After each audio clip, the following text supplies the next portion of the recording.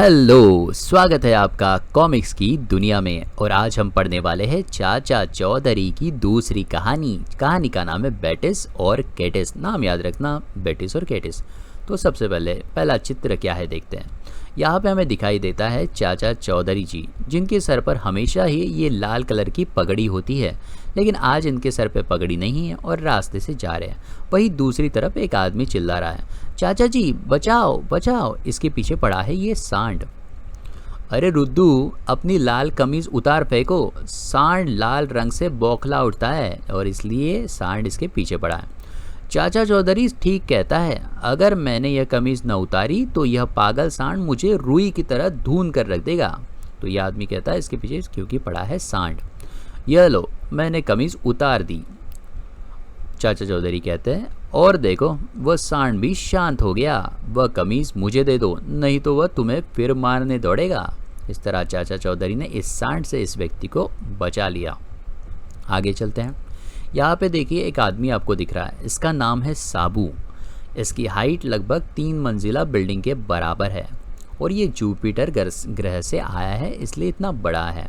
देखते क्या लिखा है।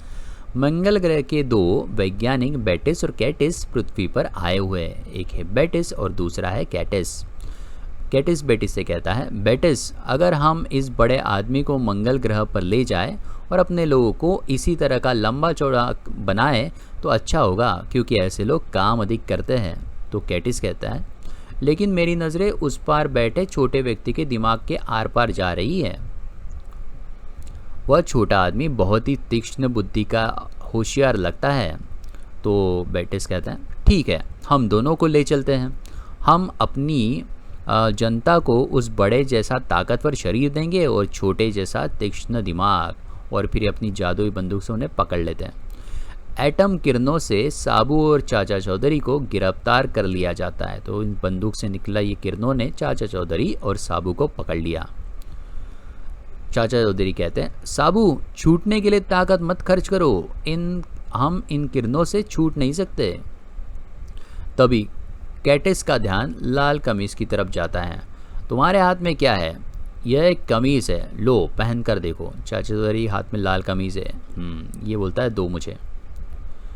कैटिस लाल कमीज पहनता है। वाह, वह तो बहुत अच्छी है, इसे मैं लेता हूँ। हे सांड देवता, अब तू कोई करतब दिखा। चाचा चौधरी कहते हैं, सांड कुछ करतब दिखा।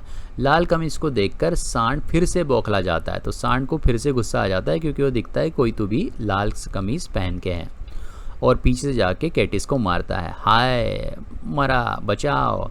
और उसके हाथ से बंदूक उड़ जाती है और चाचा चौधरी के हाथ में आ जाती है।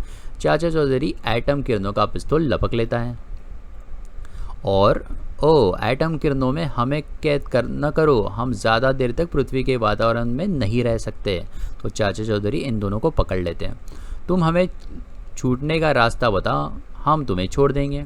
पिस्तौल को उल्टा फायर करो। ये बोलते, पिस्तौल को उल्टा फायर करो, तुम छूट जाओगे।